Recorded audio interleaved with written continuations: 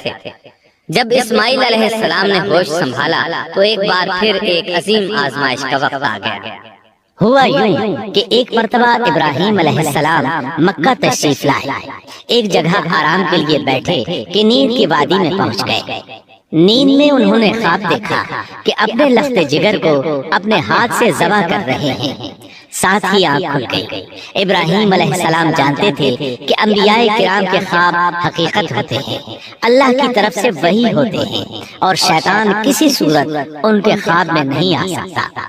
لہٰذا انہوں نے اس خواب کے مطابق عمل کرنے کا پختہ ارادہ کر لیا، کسی قسم کی پریشانی کا شکار نہ ہوئے۔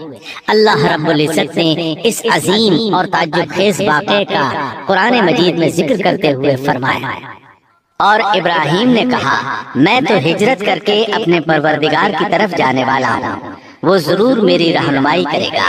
اے میرے رب، مجھے نیک بخت اولاد عطا فرما۔ تو ہم نے ایک بردبار بچے کی بشارت دی۔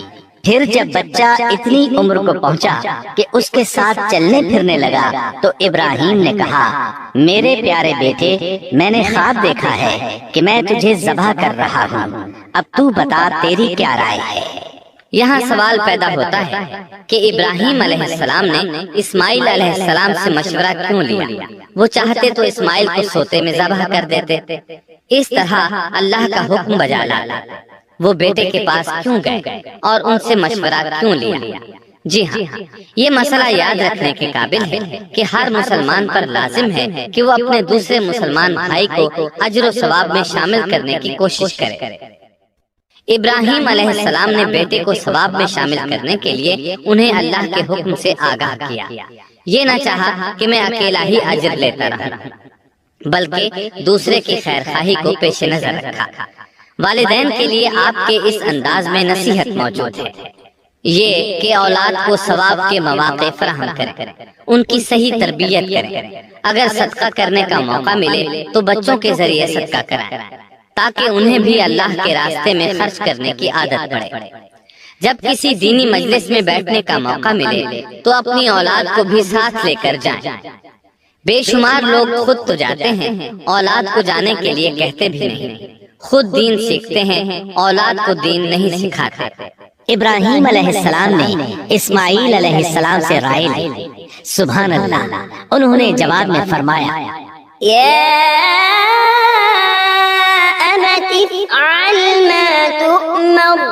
اے ابا جان، آپ کو جو حکم ملا ہے کر گزریے۔ یہ نہیں کہا کہ مجھے تو حکم نہیں ہوا، بلکہ فوراً سر تسلیم خم کر دیا، اس لیے کہ وہ جانتے تھے انبیاء کا خواب حقیقت پر مبنی ہوتا ہے، اللہ کی وحی ہوتا ہے، اس لیے بالکل پریشانی ظاہر نہ کی۔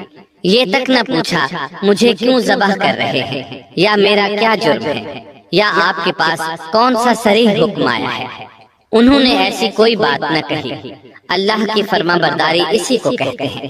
چنانچہ اپنے باپ سے کہا، اے ابا جان، آپ کو جو حکم ہوا ہے اس کو کر گزریے، انشاءاللہ آپ مجھے صبر کرنے والوں میں پائیں گے۔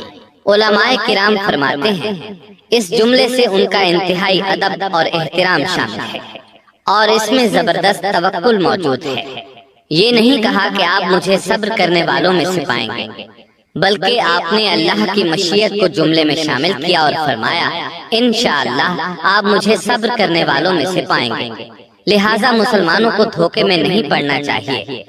یہ نہ کہے میں سفر کروں گا، میں فلاں کام کروں گا، میں فلاں کام کے کرنے کی طاقت رکھتا ہوں، بلکہ یوں کہے اللہ نے چاہا تو میں سفر کروں گا، اللہ نے چاہا تو فلاں کام کروں گا۔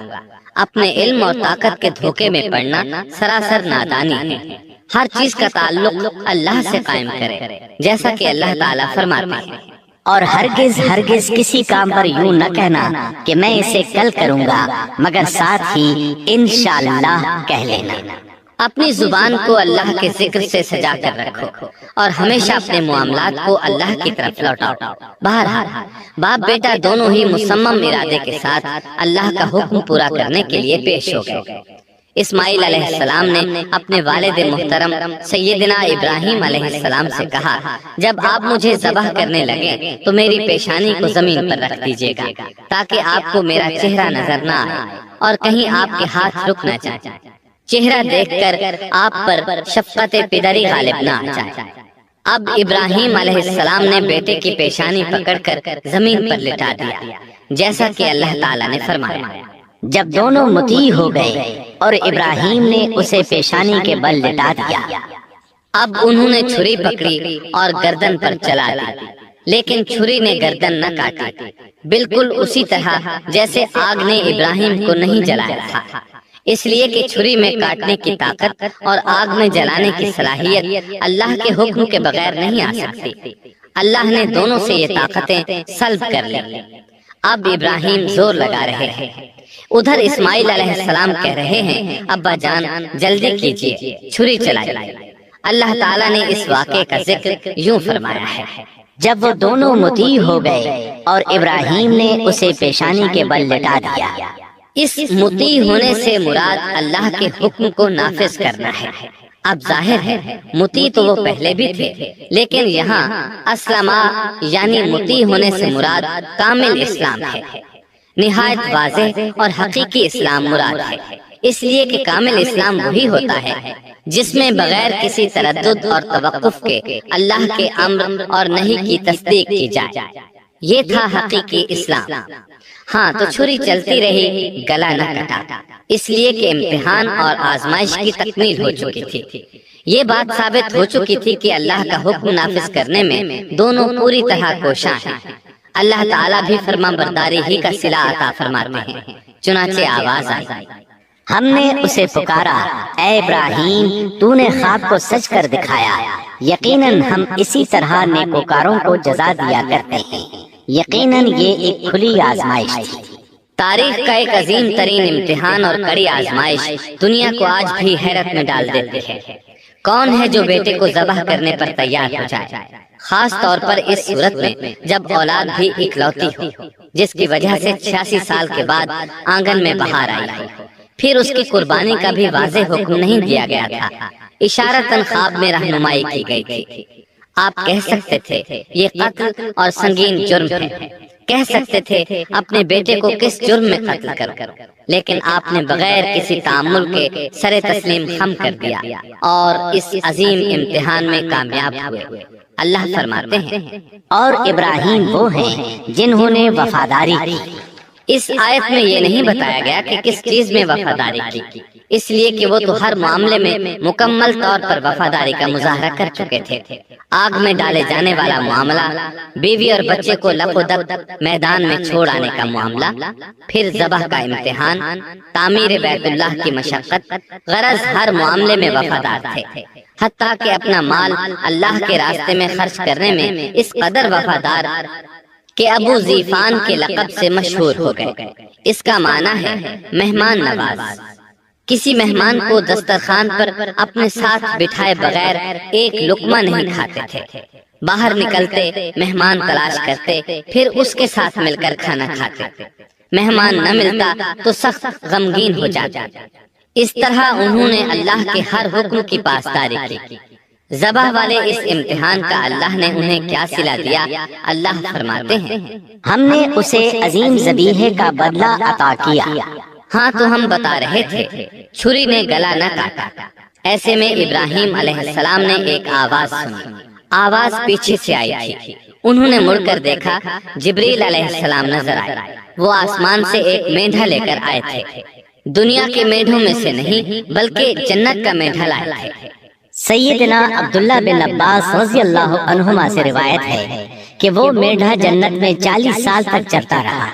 سفید رنگ، کشادہ آنکھوں، خوبصورت سینگوں والا حسین و جمیل میڈھا تھا۔ بہرحال یہ ابراہیم علیہ السلام کی وفاداری کا بدلہ تھا جو اسماعیل علیہ السلام کے فدیے میں دیا گیا، اور پوری امت مسلمہ کے لیے حکم ہو گیا کہ اللہ کی رضا کے لیے قربانی اور ہدی پیش کرتے رہیں۔ کعبے کے پاس حرم الہی میں ہر سال یہ سنت ادا کی جاتی ہے، اور ان کے ساتھ ساتھ پوری زمین کے تمام خطوں پر بسنے والے مسلمان بھی اس عظیم فرمانبرداری کی علامت کے طور پر قربانیاں پیش کرتے ہیں۔ مینڈھے کے ذکر کا مطلب یہ ہے کہ ہم سنت ابراہیمی پر گامزن ہو جائیں۔ یہ مینڈھا ہمیں اللہ کے لیے قربانی کا سبق دیتا ہے۔ ہمیں چاہیے سنت ابراہیمی کی اقتدا کرتے ہوئے ہم اپنی جانوں، اپنی اولاد اور اپنے مالوں کو اللہ کی راہ میں قربان کرنے کے لیے تیار ہو جائیں۔ اللہ تعالیٰ فرماتے ہیں، اور ہم نے اسے عظیم ذبیحہ عطا کیا اور ہم نے اس کا پچھلوں میں ذکر خیر چھوڑا، سلامتی ہو ابراہیم پر۔ اسی طرح ہی ہم نیکوکاروں کو جزا دیتے ہیں، یقیناً وہ ہمارے مخلص بندوں میں سے تھا۔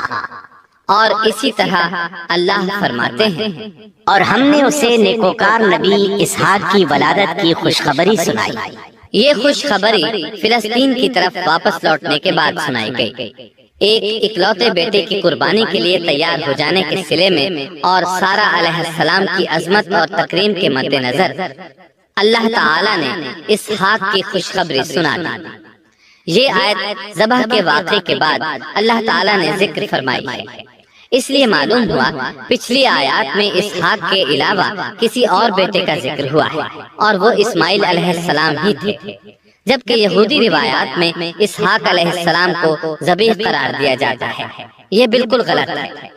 ذبح کے واقعے کے بعد اسحاق علیہ السلام کی بشارت مل رہی ہے، پھر بھلا وہ پیدا ہونے سے پہلے ہی ذبیح کیسے بن گئے؟ اس لیے یہ قطعی بات ہے کہ اسماعیل علیہ السلام ہی ذبیح ہیں۔ اس کے کئی اور بھی دلائل ہیں جن کے ذکر کرنے کا یہاں موقع نہیں۔ سبسکرائب کیجئے ہمارے چینل اور دبائیے بیل کا آئیکن تاکہ آپ کو ریگولر نوٹیفیکیشن اپڈیٹس مل سکے۔